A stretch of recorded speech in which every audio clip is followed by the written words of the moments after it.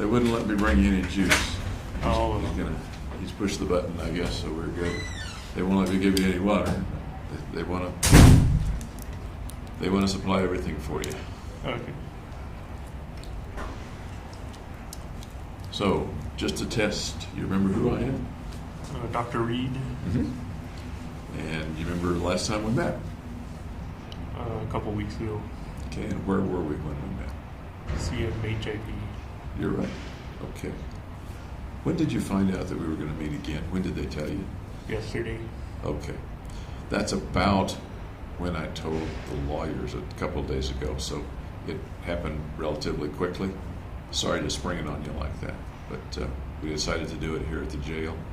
Less trouble. And I think we'll probably meet a couple of times today, morning and afternoon, just as we did last time. And we'll meet at least once tomorrow and probably twice tomorrow. Okay? Okay. Okay. And once again, I'm a little deaf, so I appreciate you speaking up. I'm not supposed to give you anything here either, so I won't. But I will read you the same thing that we had before, and you're welcome to look at it. It says that you're seeing me for an evaluation, and our purpose is a legal one, not a clinical one. We're videotaping just like we did before. Once again, I'm not interested in your legal strategy, but I'd like to learn as much as I can about you and what's happened and things like that. You know, as before, I'm working for the judge, and I'm not working for either side. Right. But my report will go to both sides and to the judge. So your lawyers may well want to use it. Prosecution can use it if they want. But mostly the purpose is to just be as good as I can for the judge. Okay? All right. And you and I are the only ones in the room. In the next room, we have our videographer and a couple of the custody folks, custody officers.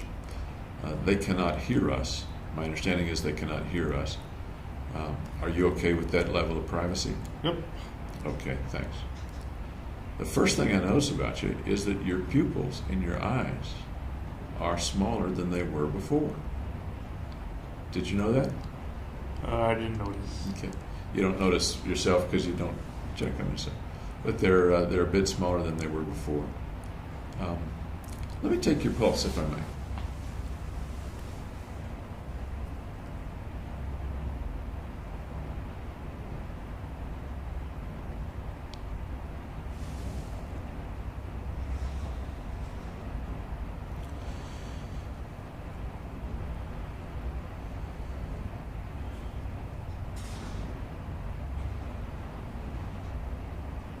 Okay, thank you.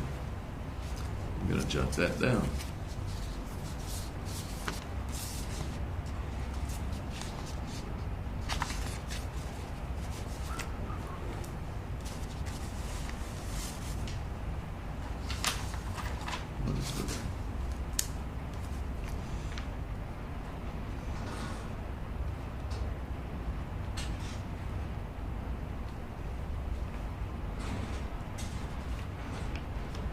Do you know what the date is today, James?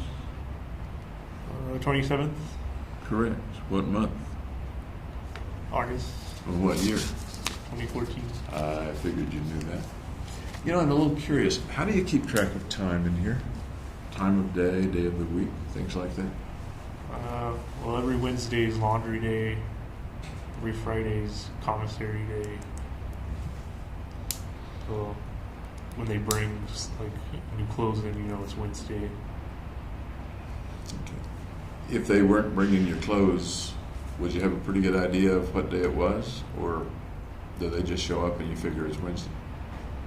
I also do it by TV shows. Okay. When the TV schedules them. Do you have a calendar in your cell? Nope. Do they allow you to have any kind of watch or clock? I don't think so, no. Okay.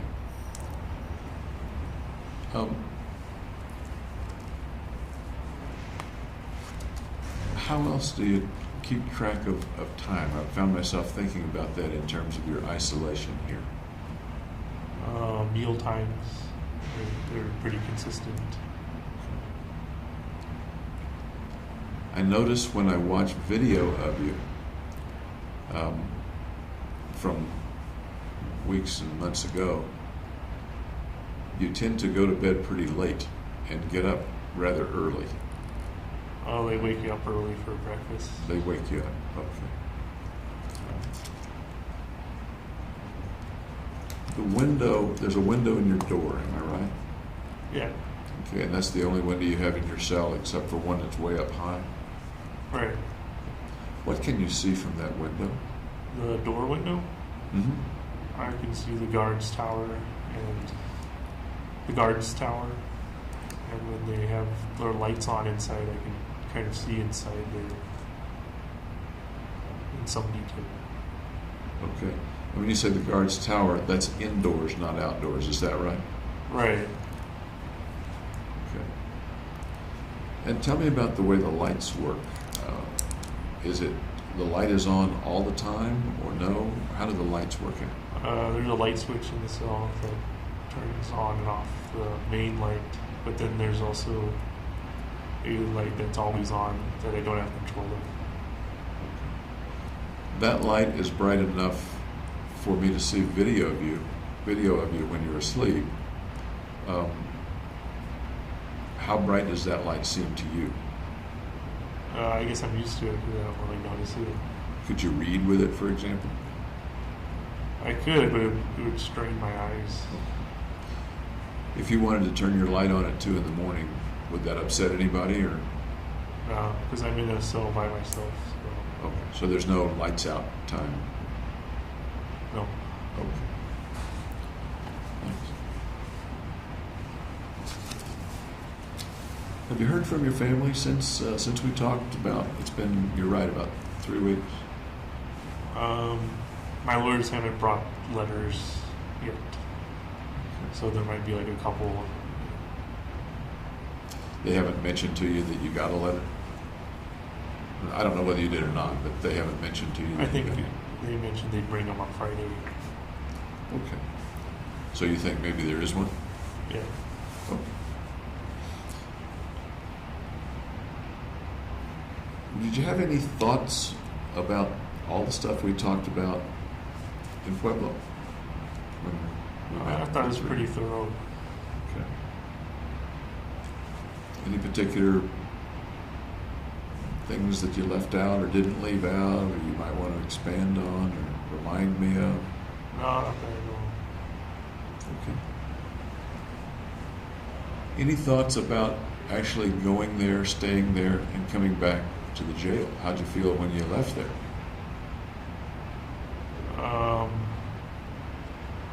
Just that I knew the food wouldn't be as good when we came back. Food not as good, okay. Anything else? Nope. Another difference is that the people at CMIP, or SIMHIP, I'm not sure what the acronym SIMHIP, I think. SIMHIP, okay. The people there spend a lot more time with you. Right, it's definitely more interactive than Yeah. Do you miss that a little bit, or not? no. Would you rather have it the way it is in the jail or the way it is at SIMHIP? The way it is here. Okay. Tell me about that. Well, I don't like forced conversation like this. Would it have to be forced conversation? Might it be friendly conversation? I guess so.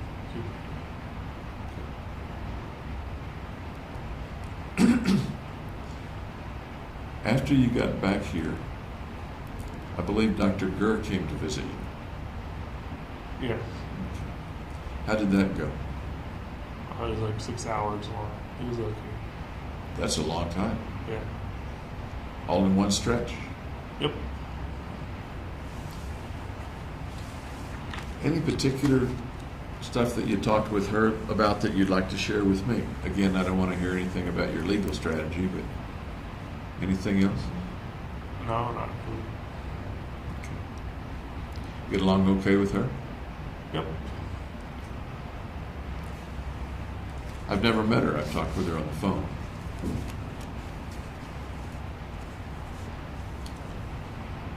I did hear something about you. I think it was the SimHip visit before last.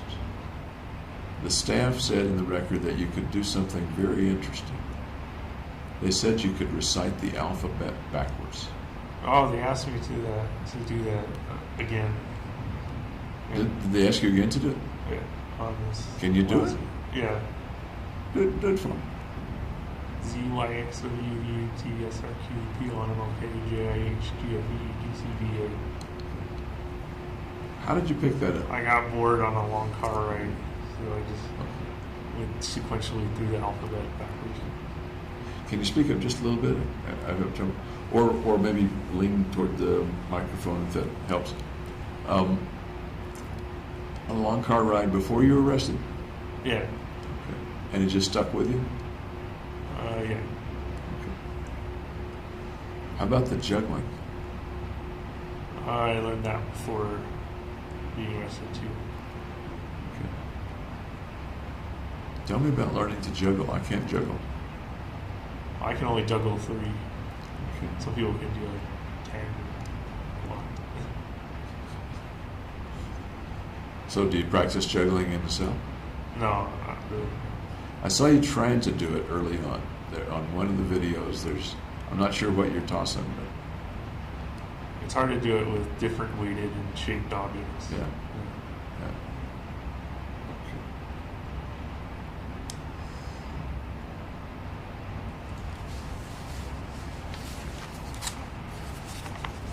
There's several things I'd kind of like to talk about during the time we have together today and tomorrow. One of the things is I ran across your resume from a few years ago. Okay. And does that look familiar to you? Yes. Okay. I'm just going to hold it for the camera. It's a resume. It's not dated, but it looks like it might have been mid-2010. Maybe after you graduated from Riverside.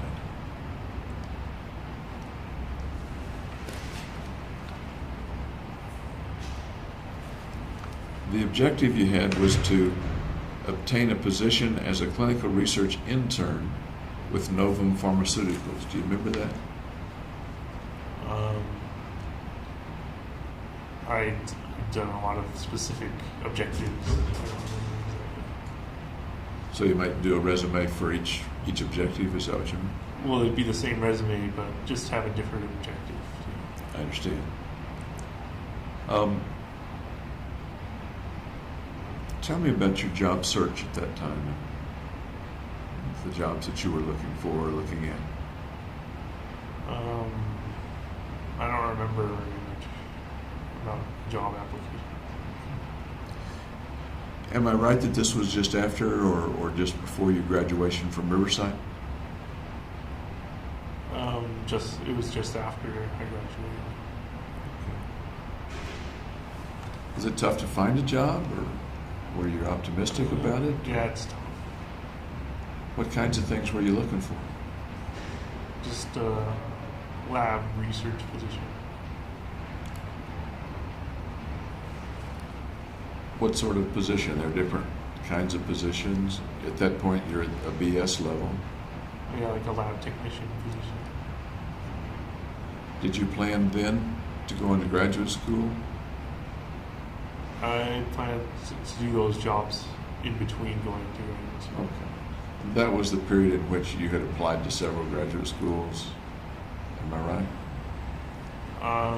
Yeah, I originally applied to a bunch, but didn't get accepted. Okay. Did you get some calls back, have some interviews with some of those labs or some of those? Only one with Irvine, UC Irvine. Tell me about that one. Well, it was a new experience for me going through the interviews. Mm-hmm. and there were like 6 people, I think, that were applying along with me in the interviews. And what happened? I just never heard back from them. But you did have an interview? Yeah. Tell me about the interview, would you? Well, we basically went to the university and kind of toured the neuroscience labs of different professors, and they said what their research was about. And then they asked me what my research that I had done was. Do you think you interviewed well? Not well enough, apparently. But I mean, you had some competition. Right. Do you think you interviewed as well as many of the other applicants? I don't know. I didn't see the other applicants' interviews. What do you think?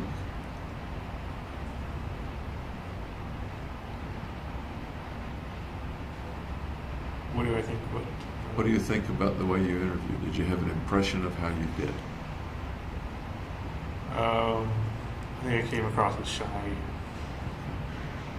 Was it comfortable in the interview? Were you comfortable doing it, or were you? A bit anxious. And it was your first job interview In at a that long- point in your in life? like a long time.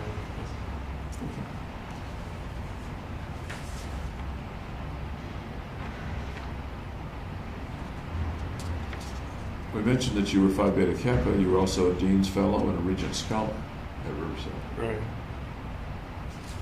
Cool.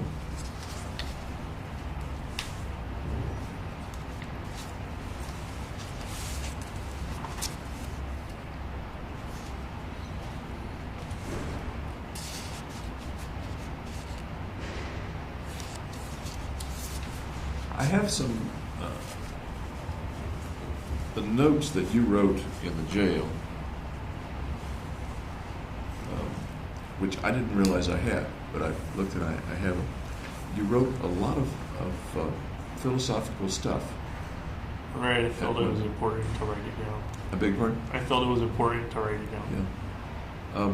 I want to ask you more about that probably this morning, but can you tell me about when you wrote those things? Before I gone to Denver Health, so like in that period between getting arrested and Denver Health. Okay.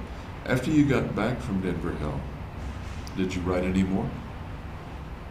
I think I wrote a poem and I wrote like a game I designed.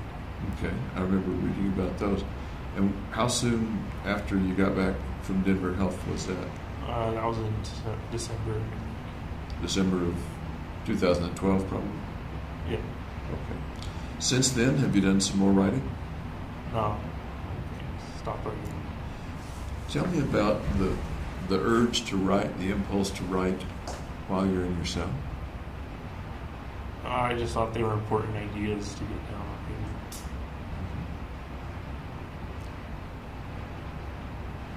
paper. Because? I'm not disagreeing. There's no with reason. you. I don't think so. I'm not disagreeing with you at all. I just kind of want to know how you thought of it. Yeah, I just thought of it that way. Through history, a number of people have written important things from prison cells. I haven't looked into that. But you're aware of that, are you not? Well, I am now.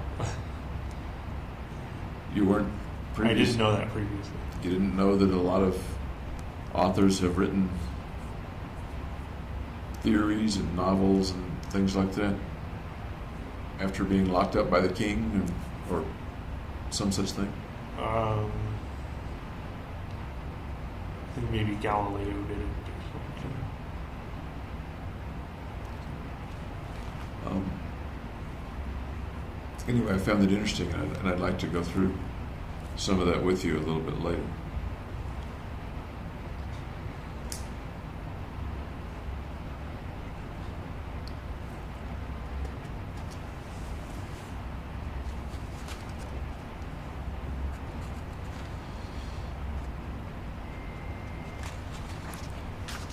also ran across some mention of a fellow named Jonathan Murphy. Yeah, he was a graduate student in second rotation. Okay. Tell me about you and Jonathan Murphy. Well, my desk was next to his. He helped me with learning the procedures for some of the lab work. Okay. Was he ahead of you, or your same level? He's been there like 3 or 4 years at that time. Okay. Did he like mentor you, or take you under his wing, or just a friend, or just a coincidental meeting? Co-worker. Co-worker. Somebody described him as, in some ways, being a mentor, maybe not an official mentor. Does that make sense? Yeah, I guess he mentored me during the rotation. Tell me more about that relationship, would you? He just showed me where the chemicals were, where the kits were, where the machines were, that kind of thing. Did y'all ever do anything outside the lab, outside the school? No, not with him. Go have a beer, or get lunch or coffee? Nope.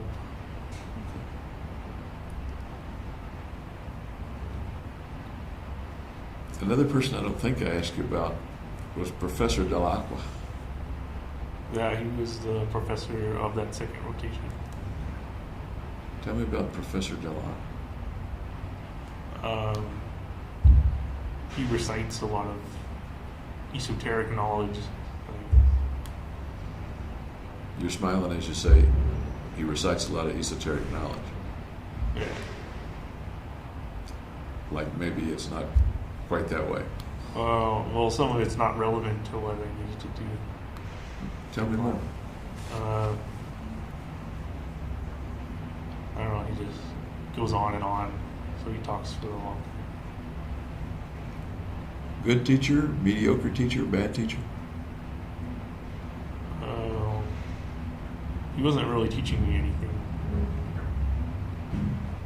So most of that I did from John. Okay. What was he supposed to be teaching you? I don't think he was supposed to be teaching. He didn't have a teaching job. Delacqua? Yeah. From the texts and things, he wasn't the most liked professor at the place. Does that ring a bell? He said that. I'm trying to think, but the interchanges, little sarcasms about Mark Delacqua. I could see that as valid. In what way?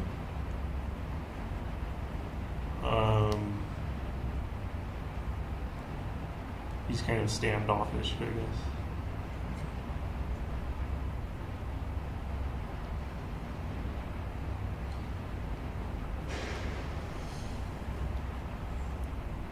Toward the end of the year, you needed to take your prelims. Right. Can you tell me a little about, academic-wise, what was leading up to the prelims? What was school like leading up to that?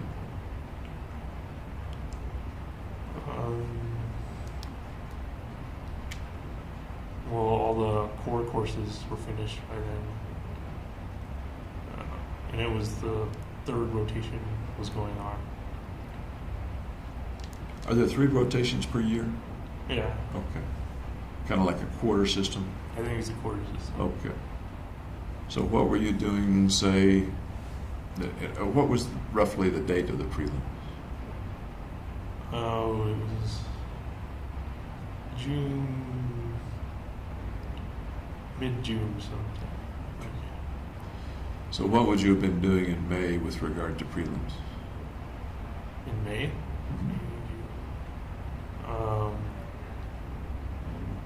I guess studying or something. I didn't study for the prelims though. Did the other students or your Probably. peers, as of May, would they have been worrying about the prelims or studying for the prelims? I would say so. Was that different from the way you were looking at the prelims? Well, they didn't give much direction on what the prelims were going to be on, so I didn't know what to study for. You didn't know what to say.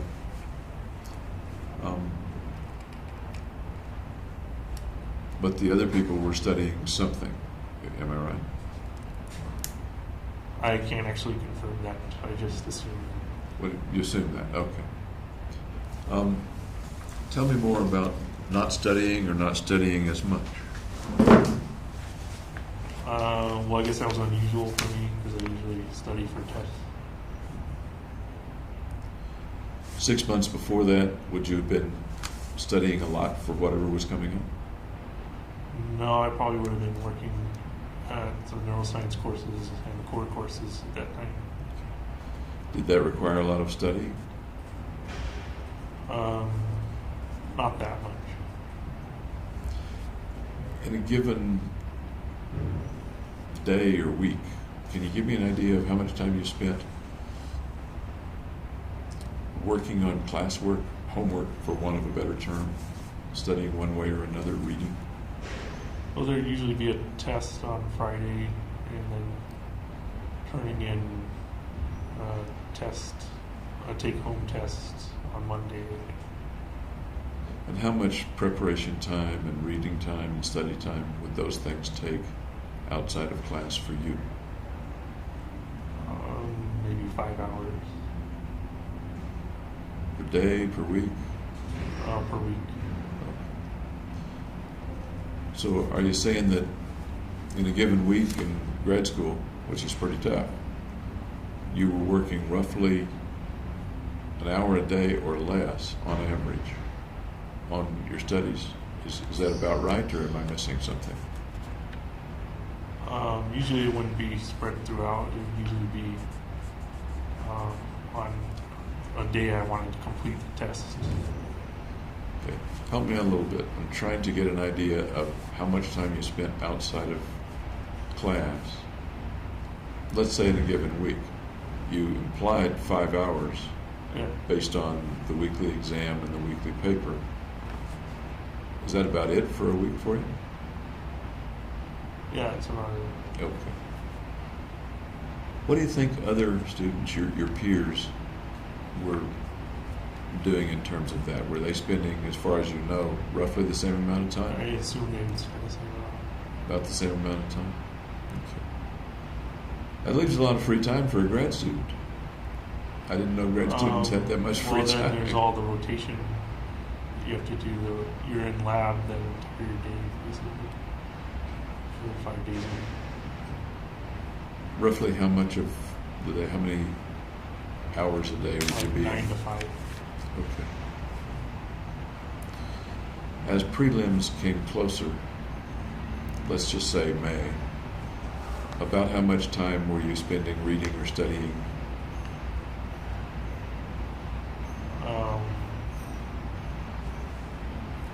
I can't remember if the third rotation is still going on in May or not. But I had to do a PowerPoint for one of my classes and spent like 5 hours for that too, I guess, each week. And the rest was like playing video games and watching TV. You're a smart guy. Could you play video games, watch TV, and still do okay in classes? Yeah. Okay. With regard to preparing for prelims, It was almost none. and in my mind, I've not taken the kind of prelims you're talking about. In my mind, most people prepare quite a bit for them. Is that accurate, that you would be unusual in that you didn't prepare much, or would that not be unusual? That would be unusual. It's unusual. Tell me about the not preparing bit.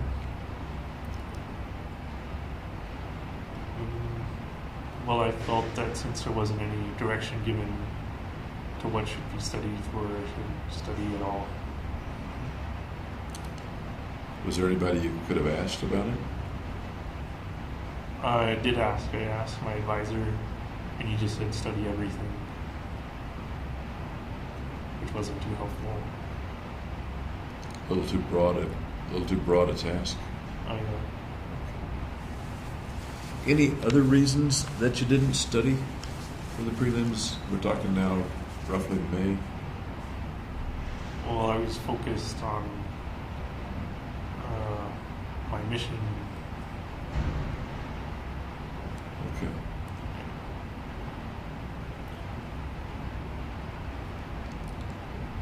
Was the mission filling up the time and pushing other important things out of the way, or was it just that you didn't know what to study or feel like studying for prelims?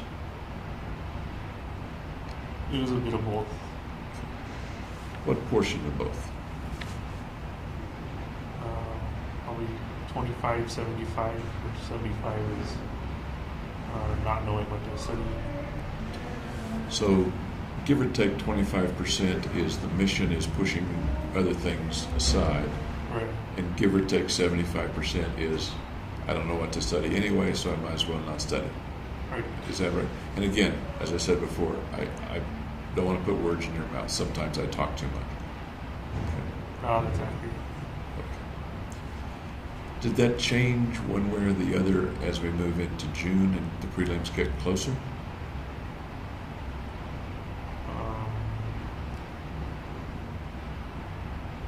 I didn't really care if I passed or failed the prelims at that time. So, I'm sorry, the last? At that time. At that time. So did your behavior change or stay the same? My behavior, what do you mean? In terms of not studying, you continued to not study Right. for them?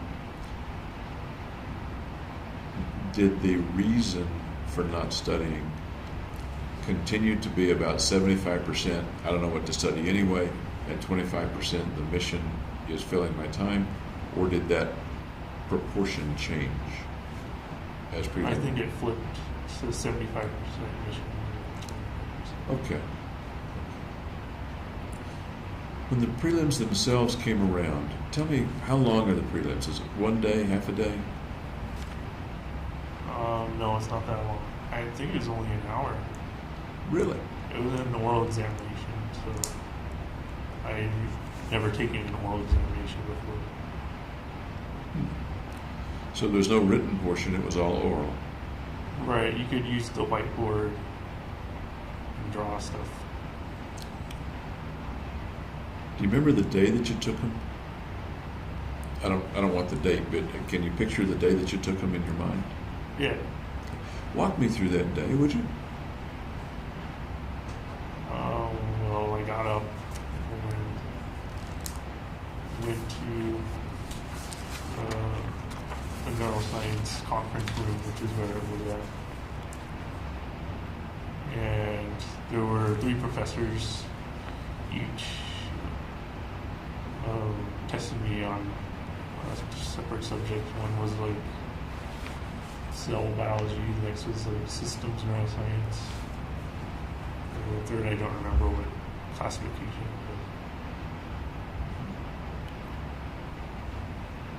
Who was in the room for your exam? Those 3 other professors. So you're sitting there in front of a panel of professors, sort of. Is that accurate, or no? I'm standing in front of the whiteboard. Tell me about how they ask you questions. What kind of questions? Well, they asked me what happens to compound X when you stimulate a neuron and it's inhibited or something. How did they question you? Was it civil? Was it abrasive? Rapid fire? How would you describe the way they questioned you? Casual. Casual. How did you feel as they were questioning you? that I wasn't answering the problem correctly.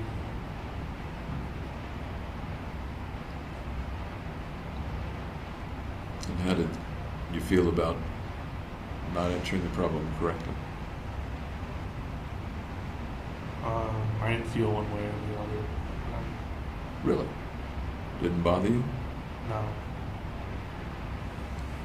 What do you make of that? It's your... Well, that it didn't matter that if I passed or failed. That's the second time you've said it didn't matter whether you passed or failed. Right. And it didn't matter because... Because I was going to complete my mission and get locked up or killed anyway. So, if I understand you right, by that time, and by before that time, you anticipated not continuing anyway. You anticipated either being killed or locked up within a matter of weeks. Or a matter of a month or two. Was the outcome really that firmly locked in as of, say, early June? The outcome of failing the test? Or The outcome of I'm going to die or I'm going to be in prison? Yeah, those are the two options. About when, if you remember, I know it's over 2 years ago, about when did that very restricted outcome, only two options, about when did that become crystal clear to you? When I bought the shotgun. So that was before the preliminary exams. So that's way back in March, am I remembering right? When did I you don't buy the remember shotgun? the date or what. But it's months before. Yeah, I think it's a month before. Okay. The shotgun was the first firearm you bought, or The second. the second firearm you bought? Okay. Okay. That being the case, do you remember why you even stayed in school? I thought it would look conspicuous if I just dropped out without any warning or any justifiable cause. It would look conspicuous. What's wrong with looking? I mean, people do drop out of grad school, I guess. Right, so I dropped out with a reason of the preliminary exams. Suppose you had just dropped out to continue the mission. What? Then it would probably raise red flags to my professors or to Fenton. You had already seen Fenton at that time, hadn't you? Yeah. Okay. Okay.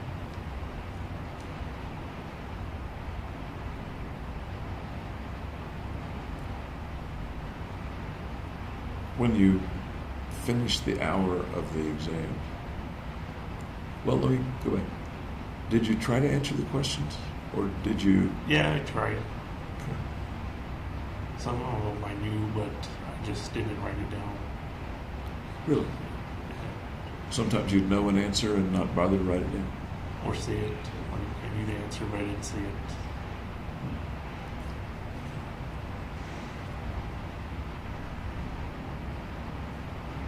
By the end of that hour, were you certain that you'd failed, or did you not know one way or the other? I had a pretty good idea that I had failed. And once again, did that matter to you at all?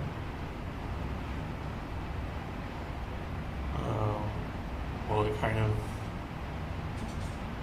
facilitated the mission to keep going. I'm curious, was there any feeling of, or would there have been any feeling of wanting to pass just to show you can do it? Yeah, I felt that way a little bit. Were you disappointed that you didn't? You didn't show yourself that you could do it? No, because I believed I could still do it if I'd taken the retake exam. You decided not to take the retake. Right. Tell me about that decision. Well, failing the prelim had made an excuse to drop out of school. So it wouldn't make much sense to then go and retake the exam. Except maybe to show yourself that you could pass. Well, I believed I could pass anyway. Okay. Fair enough. Fair enough.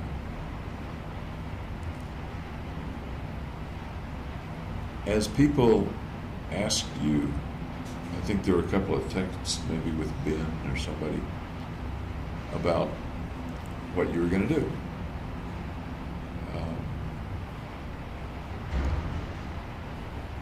You didn't mention the mission to them. Pretty much what you said was that you were just going to drop out. Am I remembering that right? I don't remember ever texting them that I was going to drop out. Okay. I think by then I wasn't communicating with Ben and Gardy.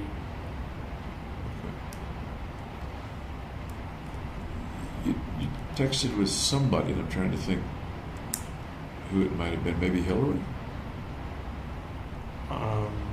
Who asked you about the prelims or yeah, something? I did a text. Okay. Okay.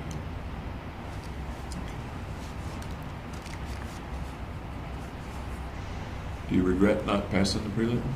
Just for personal Just for like pride reasons? pride reason?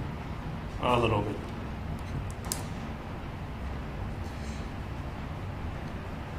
The process of sitting in there in that hour, it's a very unusual experience.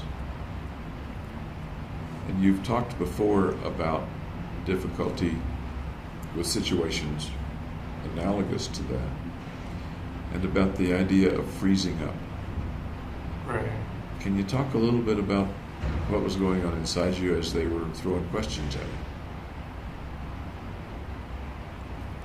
Well, I kind of just went on autopilot. You what? Went on autopilot. Did you have the freezing up experience?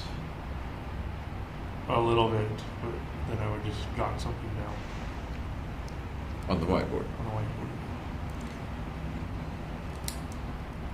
In the past, when you've frozen up, you mentioned that sometimes images come to mind. Yeah. You remember those that you told me about a couple of weeks ago? Yeah. What were those images in the past? Can you refresh me? Images of people getting sawed up or killed. You remember the way in which they get killed? When you're frozen up and the image comes?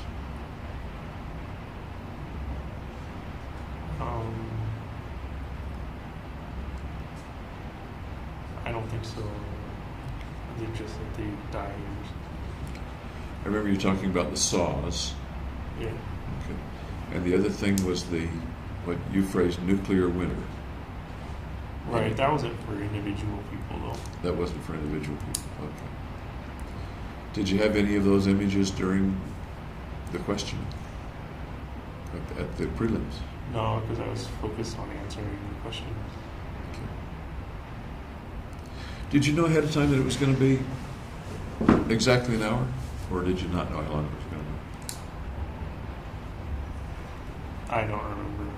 Okay. Fair enough.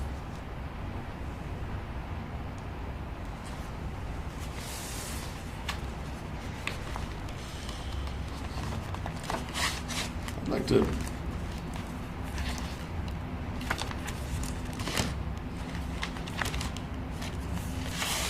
bring out the writings that you did in your cell.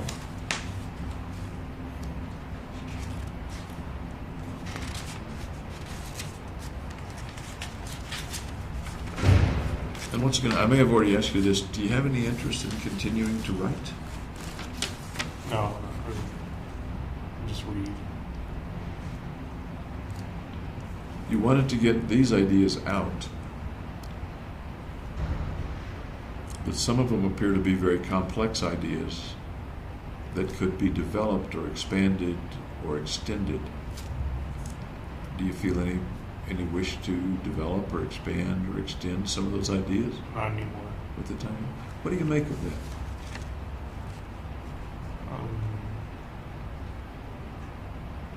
That I attributed an unusual amount of importance to them before I was medicated.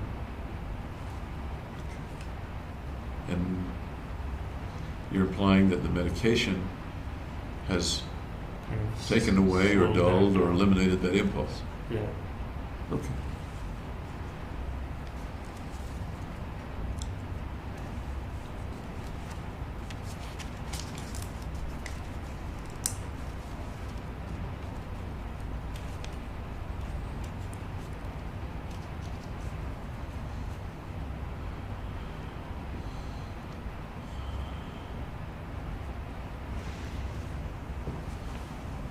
One of the sets of pages refers to galactic colonization. Right. Okay.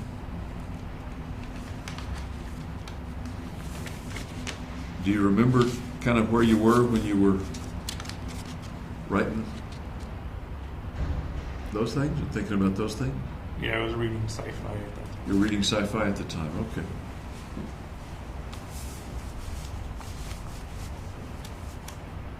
Tell me about your thoughts on galactic colonization.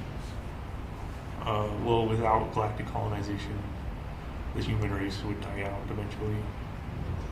Just because we'd run out of resources, or the sun would expand and consume the Earth.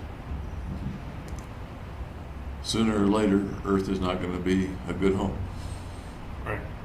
or maybe not even an existing home. Right.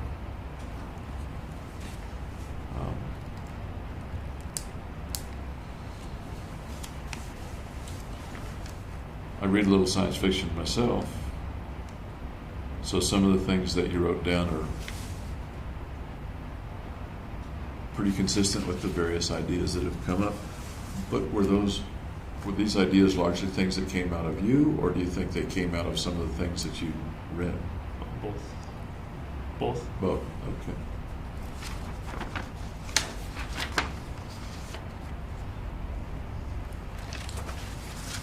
The next one is a bit more philosophical.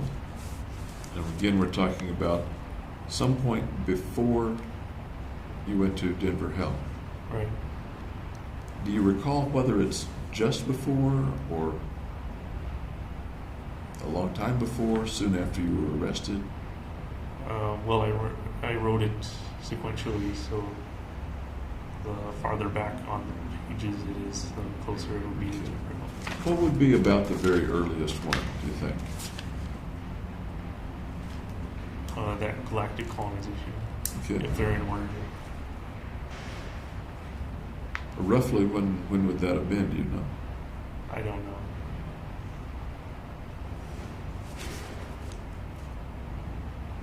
Guess? Maybe a month after. After your arrest? Yeah. I'll put a question. Two question marks.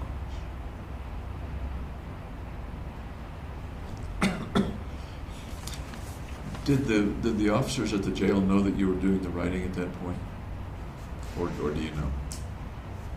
I'd assume because they have cameras in there. Okay, so you weren't hiding it particularly. I don't know how you would be able to hide it with Yeah. two cameras. And the only reason I ask that is that at some point, I think close to the time that you went to Denver Health, they mentioned finding the notes, and I was wondering whether they knew they were there before, because after all, they roused you and they overturned your bunk, stuff like that, on a pretty regular basis, right? Right. Yeah. They wouldn't usually read it. They wouldn't like pick up a notepad and read. And I'm aware of, or I've been made aware, that it's okay for you to write stuff in your cell. Nobody minds if you do that. Right. Okay. The next thing, at least in the order that I have, the subtitle is Finite versus Infinity. live and die. Okay. Do you recall that general A little bit. train of Yeah. thought?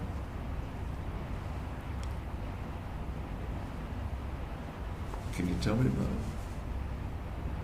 Well, death is infinite and life is finite. Okay.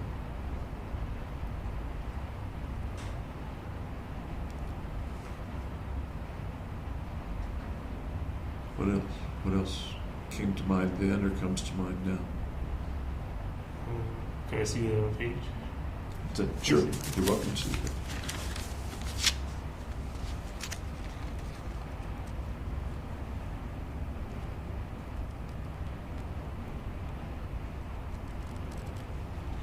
Okay. So I was kind of speculating that before you live, I called it before life, is the same as after you live, which is afterlife. So it kind of didn't. It ultimately didn't matter what you did in life because it would just go back to before and after. What's in the pre-life and the post-life? What's that like? Dreamless sleep. Okay. And I've heard you use that phrase before. I remember someone asking some philosopher, what happens after you die? What do you expect will happen after you die? And he said, no, they said, where will you go after you die? And he said, I guess the same place I spent the first 8 billion years. Right. So that sounds kind of Kind of similar. like that idea. Yeah, it does.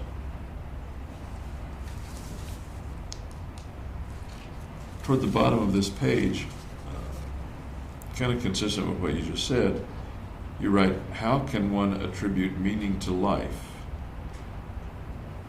when such ideals exist in non-existence? Any I'm idea? not sure what that means. Okay.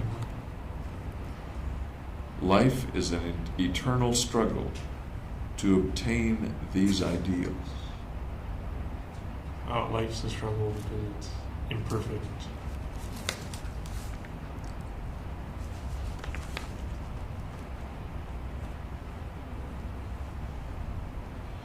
You also say, and I'm aware that these may be kind of disjointed thoughts at this point,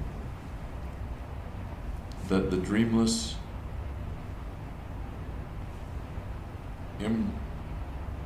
imperturbable, I don't know whether that's imperturbable, the dreamless sleep is the epitome of peace, justice, and freedom. Right. Do you recall that kind of thought?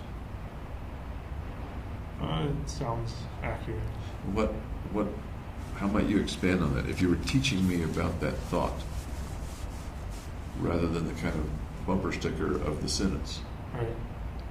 what would you teach me about that thought? Well, in life there's conflict and struggles. There's not absolute freedom. You're bound by laws of nature and human laws. But when you're in the dreamless sleep, you're just kind of in a perfect state.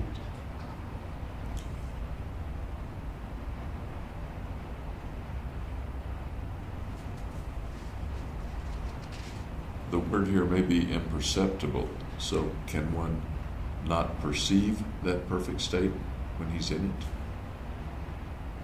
Right, there might not be a perception because you're not conscious or anything. I can understand how that might be the epitome of peace, as you write here, but you also say it's the epitome of justice and freedom. Well, nothing's holding you back for freedom. So you're kind of like floating. Kind of like what? Floating. Floating, okay.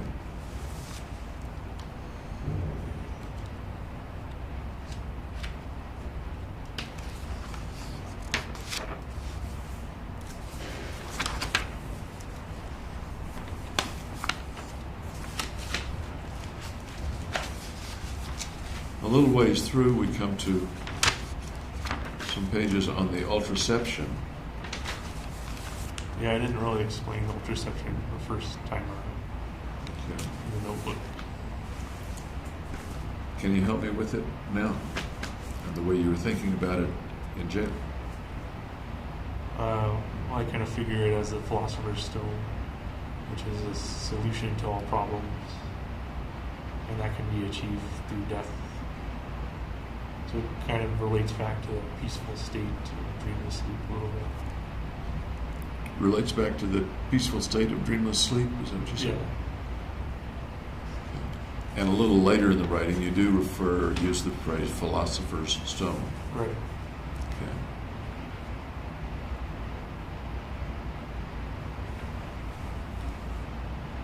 The ultraception, and then you have your logo for the ultraception. All perspectives at once, and not and every. So like any perspective you can take, any not perspective you can take, it's going to encompass everything. All thoughts at once, all and or times. All space at once and or times at once. Right, so it's sort of this all-encompassing idea.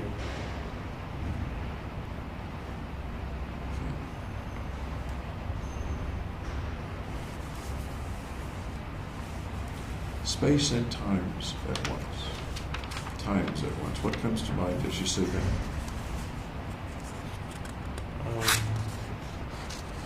That it's like God a little bit, because God is everything. He's all spaces and times. Okay.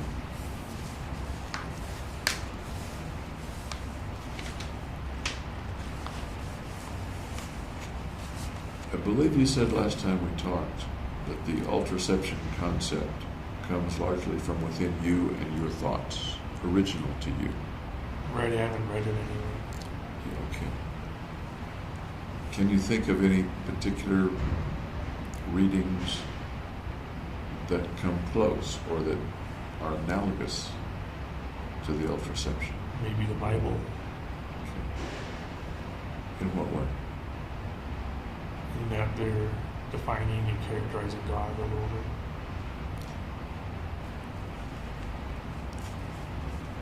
I think, and I brought this up last time, what comes to my mind is quantum physics, cosmology. Does that ring a bell at all? Yeah.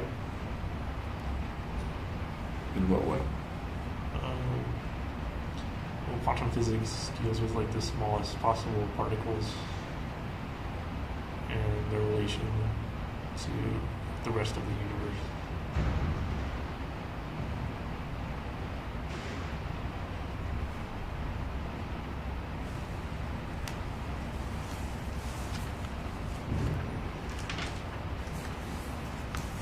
One of the next pages is titled Awareness Basis. Can you see it okay? Yep. Okay. You talk about awareness arising from the nervous system. A neurochemical event creates awareness. Is that what you mean? Yep. Okay. Then one of the bullet points you have is that one can be alive and not aware. And you refer to the dreamless sleep. Like if you're comatose or something. Okay. Then a question. Can one be aware and not alive? Have you answered that question for yourself? No, I haven't answered. I guess that would be in the pre-life or the post-life setting. Yeah, you'd have to be dead. Are you curious about that? Yeah. A little bit. Is it one of the questions that death might answer for you? I would say so, yeah. It would be solved when you're dead. For you, is it a reason to die? No, the reason to die is like old age, natural causes. I would say. But is finding out the answers to questions about death for you? I kind of figure they'll come. They'll come when they come anyway. Okay. Sounds like you don't want to rush those. Or am I wrong? There's no reason to hasten toward it. What about for people that you kill?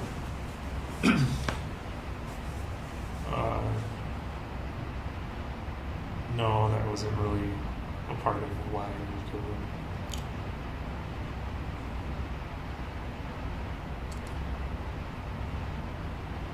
I think one of the things that you wrote or said at some point was that you had the idea that people wouldn't mind being killed or shouldn't mind being killed. Does that ring a bell? That sounds accurate. Tell me about that thought. Well, they're going to be going to a peaceful state, and they'll avoid all the conflict and struggles of life.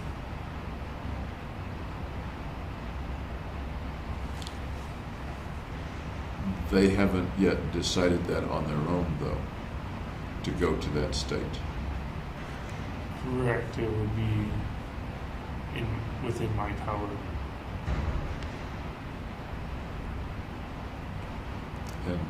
And do you think that they, well, and actually I want to go back to June and July of 2012. At that time, so far as you remember, did you think that they wouldn't mind being killed? Or that they shouldn't mind being killed? I never considered it. Didn't consider whether they should mind or not?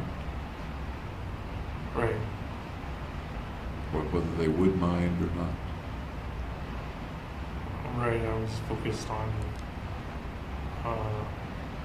increasing my own value and not their needs. Is it fair to say that you were indifferent to their needs or wants or shoulds?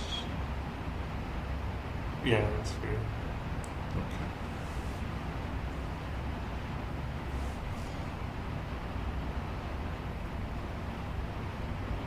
Because I take it no one in the theater that day went quietly to his or her death. What do you mean? That is, they maybe would or should want death in one way of your thinking about it. I understand you weren't considering that. But when the actual event took place, they did not go quietly. No. Well, I didn't hear them say anything. Do you think that, do you speculate that they simply didn't mind being shot? I never considered it from their point of view. What do you think now? From their point of view, that they probably wouldn't want to be shot. If I had asked you that somehow on July 19th of 2012, what would your answer have been? Well, I never asked the question, so Yeah. I wouldn't answer. If I had asked you that question, Oh, okay. and the question They would. is, would they mind being shot? What do you think you would have said on July 19th, 2012? They probably will mind being shot. If I had asked you the question, slightly different one, should they mind being shot, given your philosophy of life and death, what would your answer have been there? No, because it doesn't matter what you do in life. Because It doesn't matter what you do in life, because you're just going to die anyway. That doesn't quite jibe to me with what your mission was. Right. Your mission mattered a great deal to you. Right. So it was a time I was alive, it did matter, so So But in the end, it wouldn't matter. it, at the time, what you were doing or going to do to them mattered to you, right? Right. What they might have thought about it didn't matter. Is that accurate?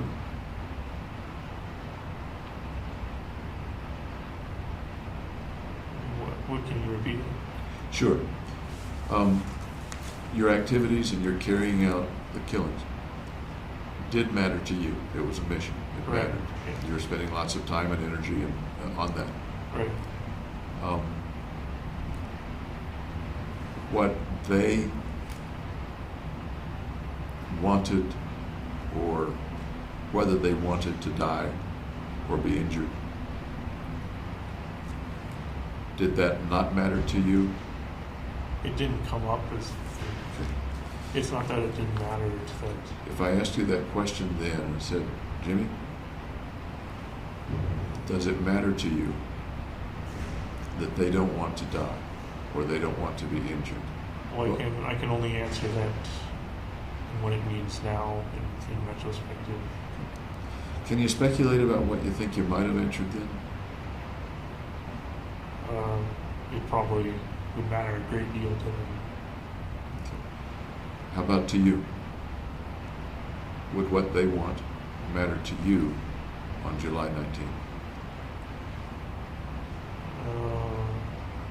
Yes, because I'm empathetic. Okay.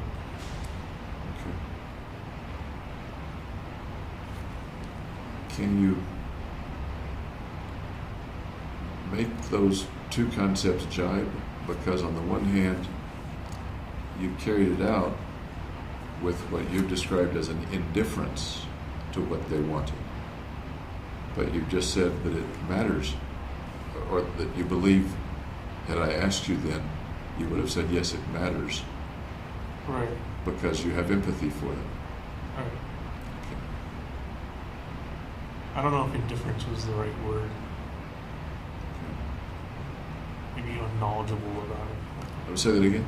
Maybe not knowing and being unknowledgeable About? of their conditions and their thoughts. Let's go with your word then. Unknowledgeable about. Tell me again what you would be unknowledgeable about at the time.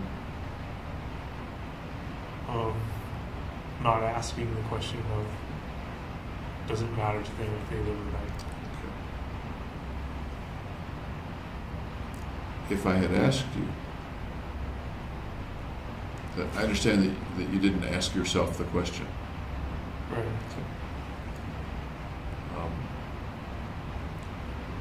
You've kind of answered the question when I asked it, I think in two ways, and it's interesting to me. If I'd asked you the question, you believe now that you would have said, yes, I understand they don't want to die. Right. And you also said something akin to, that's not important to my mission. I need to carry out my mission. Is that fair to say or no? Right, it's kind of irrelevant to my mission. Okay. Irrelevant's a better word than indifferent. I don't know the word for not asking a question. Okay. Okay. What do you think about not asking the question? Does that get us off the hook for, gee, I didn't know I wasn't supposed to eat the cake, even though it was, no, that's not a very good analogy. I see the birthday cake for John, Okay. and my name is Jimmy, but I'm not asking anybody whether the cake is for John, so I can go ahead and eat it. Is that? I don't know if that compares or not. Why do you suppose you didn't ask yourself? You sure thought about lots of things during the preparation for the mission. You were very complete in many ways. Yeah, I don't know why I didn't. Assuming that it didn't occur to you to ask what the other people would have felt. What do you make of it not occurring to you? It should have occurred. Okay. That's looking back now. Yeah. It should have occurred. What about you in July of 2012 do you suppose led to it not occurring to you?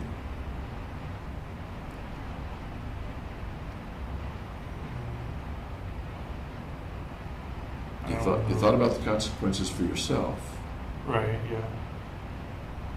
You knew the consequences for others, but didn't think about it as relevant. You didn't ask yourself about it. Right. I guess that made it easier or made me able to do it, because maybe I wouldn't have been able to do it if I looked at it the other way. Okay. I think that's a thoughtful answer. Thank you.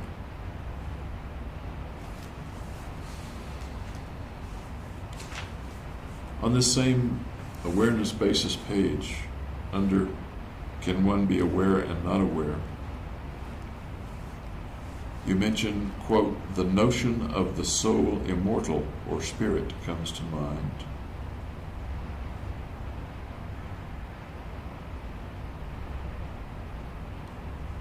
Soul immortal and spirit sounds a little different from dreamless sleep.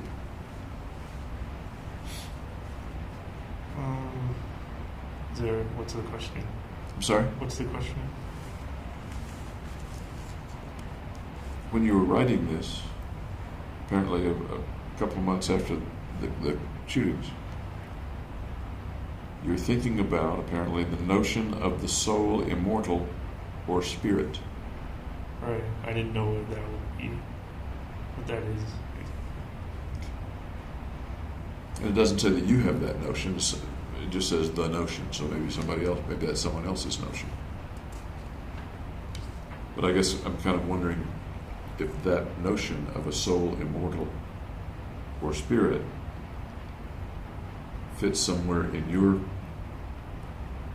view of the cosmos or view of things. It could be something that exists forever. That it gets Forever. Okay.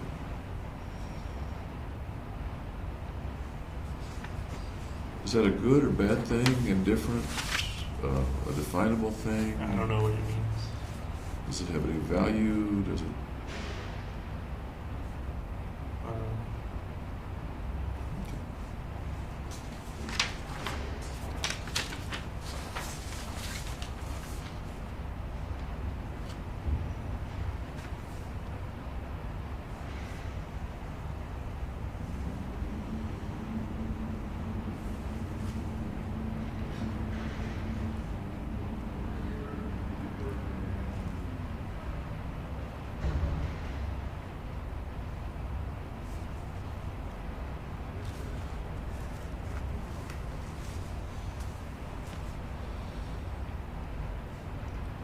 You're referring on the next page, and I'm a little confused about it. Let me go to the transcript of it.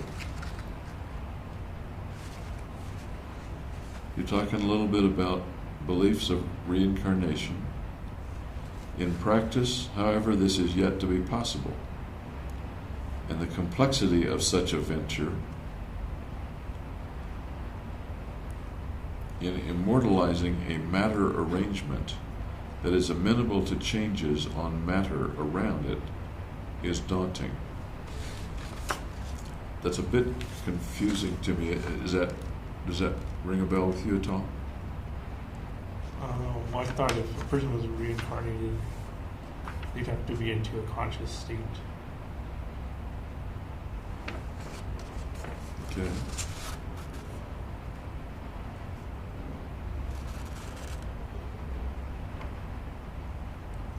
And in the next sentence, indeed, you refer to the duplication of one's awareness.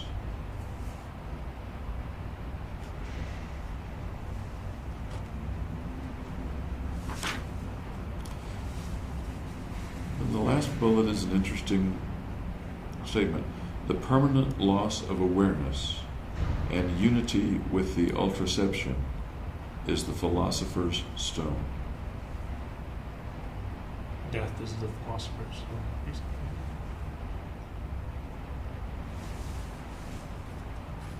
It sounds like that's kind of the ultimate place to go. Yeah.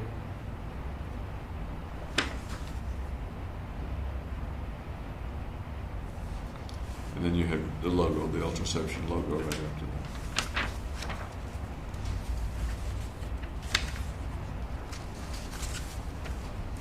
Read much about Buddhism? No, not really. Does any of this remind you of Kind of sounds like Zen. of Zen-like philosophies? A little bit. Okay. Do you think any of it arises out of some past familiarity with Zen? Yeah, it could be unconscious.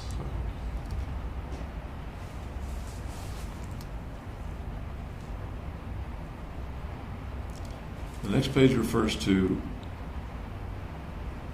unconceivable, conceivable, and the paradox. Okay. And the bullet that I kind of, or the stuff that I sort of had highlighted,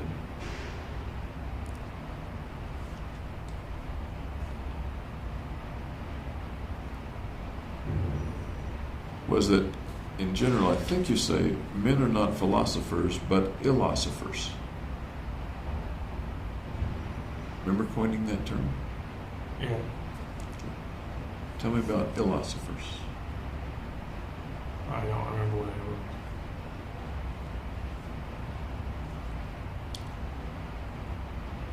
Sounds to me, from reading this, that you were talking about people who tried to be philosophers but got it wrong, or were thinking badly, and thus were illosophers. But that may not be exactly what you meant.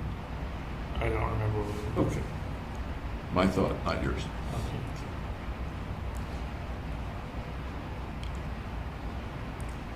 Then you refer again to the philosopher's stone as the solution to all problems and all questions.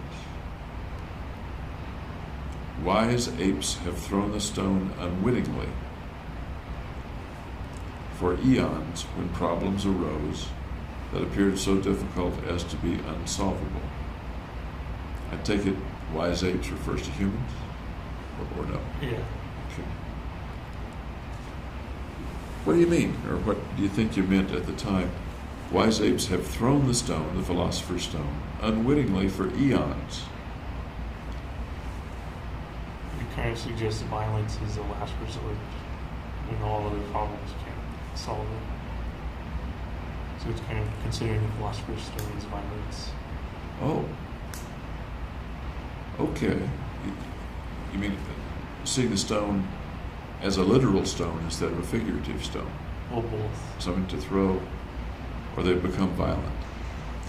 So it can give you a literal image or a figurative image. Interesting. Can you say any more about that? Just that the ultimate violence is death. We resort to killing when we can't solve a problem any other way. Sounds like that applies to politics and wars. Right, yeah. Does it apply to you? Yeah. Tell me how it applies to you. Well, I couldn't solve the problem of getting out of my depression. So I thought I would kind of make myself more valuable by killing people.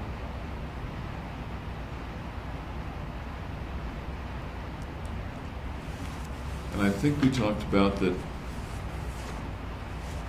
being more valuable, correct me if I'm misremembering, didn't mean you would live longer No. or that you would have more lives. Tell me again, in what way you're more valuable? Well, it's kind of like the value of $1. like $1 isn't worth anything, but you attribute value to it. So if you attribute value to killing people, then you become more valuable when you kill a person. And who does the attributing of the value? The killer. So who attributes the value to Jimmy Holmes? I do. Is there anyone else or any other entity that recognizes the value that you now Not have? that I've heard of. You think there might be? It's possible. Can you think about that a minute? We talked about you attributing the value yourself. Right. And it sounds like it's worth thinking about whether someone or something else also sees you as more valuable. I don't know who would do that, but Think about it for a minute.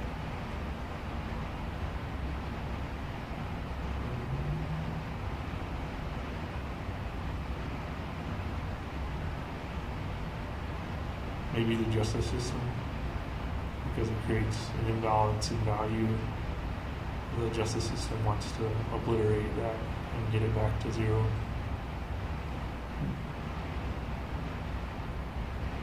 Obliterate it by Killing me. I think you did say last time we talked that once you die, everything goes to zero. It either goes to zero, or if they're believers in the value system, then it could go towards their value. And you did say that someone who executes you gets your value, which, by the way, at that point is 1, not 13. Do I remember I'm that? not sure. It could be. It could be either. I'm not sure how to attribute it. Okay. You're the arbiter of all this, though. No one else is making the rules. You're making the rules, right? Right. So you can make the rule however you want. I could make it 1 or 13. How do you want to make it? 1. Is there anything that would countervene your decision to make it 1? Yes, if someone else believed that I was worth 13, then they would be the arbiter of that. Okay. So if someone who killed you Right. believed that you were worth 13, they get to decide once they've killed you whether it's 1 or 13? Right. How about before they kill you? They could still make that decision if they believe it. So How many folks do you think believe in the system? I haven't told anybody about the system except in the I'm sorry, except except in the notebook and to do you think anybody else has created the system or figured out the system independent of you? well, there's 7 billion people, so maybe. One of the things I'm asking is it a system that's there for them to discover, or is it a system that you invented and thus it's not there for them to discover, it resides only in you? Well, I invented the arbitrary value. You could say a person's worth 100 and not 1. So I invented the arbitrariness of it, but they could come up with the same system, the same value system. If they, So Mary could invent it independently of your inventing it, right, like Edison and Tesla invented things independently. right. But it might not be exactly the same. How valid would Mary's system be, since it's not yours. Well, people can believe whatever they want, so it's as valid as she believes it to be.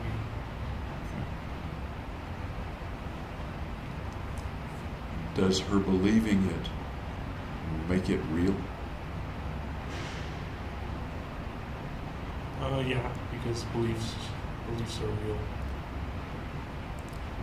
Does her believing it make it real any place outside of her body? As in to other people, Mm-hmm. if she shared it and other people agreed, then it would be. If they agree, does it exist anywhere other than idiosyncratic to Mary?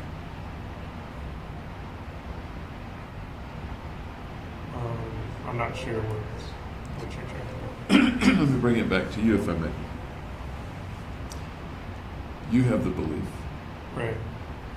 The belief has been consistent and continued. Right. Yes. Okay. I don't share the belief. Right. So it's like you have an almost different religion. Or something.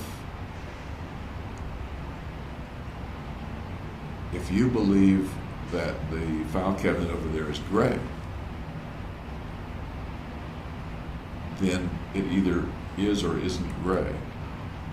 And what I believe is irrelevant to whether it's gray or not. Let's say you're correct, it's gray, or that it's a file cabinet. If I want to call it a pencil, doesn't matter. That exists independent of you, and Right. you don't just believe it, you're aware of it. It doesn't take a herd mentality to make sense. I'm sorry? It doesn't take a herd mentality. It doesn't take any mentality, it's standing over there. Right. Your belief in the value system. Right. How close does it come to being there, whether I believe it or not? So is it objective rather than subjective? That's pretty close, sure. I believe it to be objective, but Okay. then that's my subjective opinion. So You believe it to be objective, okay. I'm kind of pinning this down as best I can. If you weren't here, right. if, for example, you were deceased, Yeah. would the value system still be there? Yeah. But you're not there to describe it. I've written it down, so it exists somewhere. I'm sorry? I've written it down Okay. and shared it with other people, so it exists through them. Okay. Fair enough.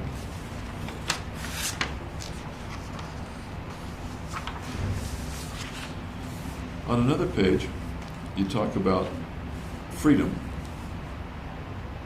And one of the bullet points is moral law to take away freedom, to give more freedom. Does that ring a bell right now? I think I applied it to myself, so they took away my freedom to give other people more freedom. Okay.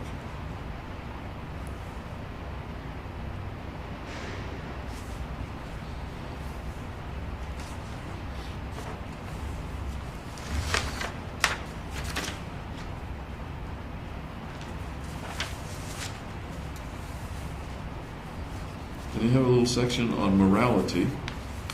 That one.